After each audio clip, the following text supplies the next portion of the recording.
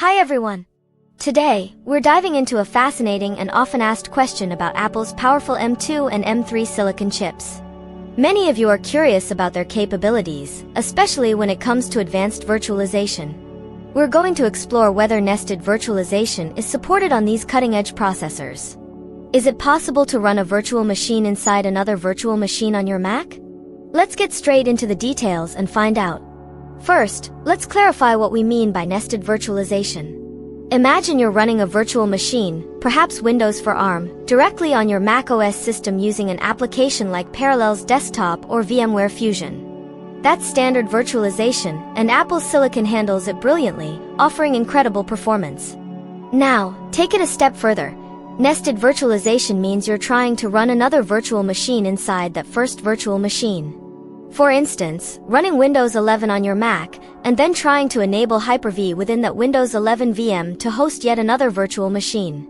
This capability is essential for many developers, IT professionals, and those setting up complex testing environments or advanced lab setups, as it allows for multi-layered isolation and specific software testing scenarios.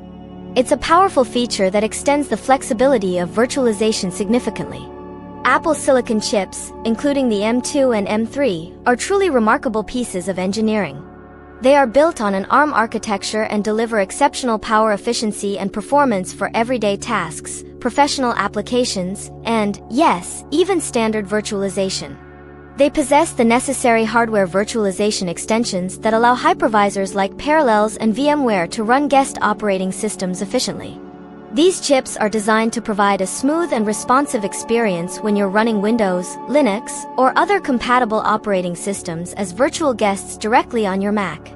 However, when we talk about nested virtualization, the situation becomes a bit more nuanced.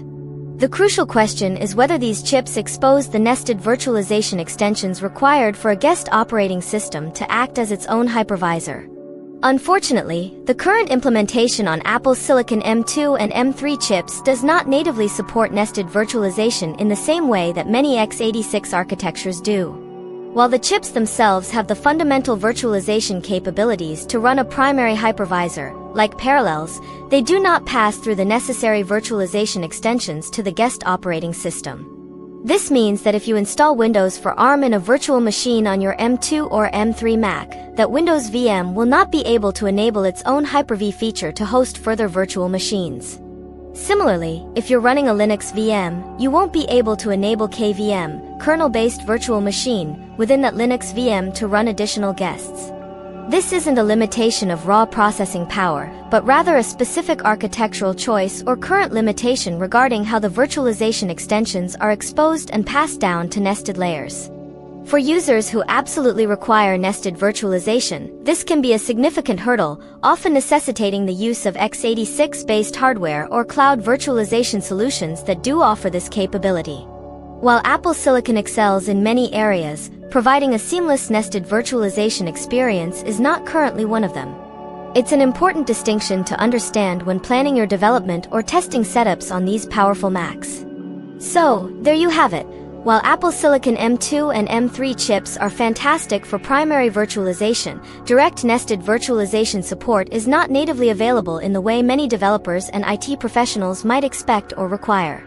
Thank you so much for watching this video and taking the time to understand this important technical detail about Apple Silicon. I hope this explanation was clear and helpful for you. If you found this information valuable, please give this video a big thumbs up. Don't forget to subscribe to the channel for more in-depth tech insights, reviews, and helpful guides like this one. Your support truly helps us create more content. We'll see you in the next video.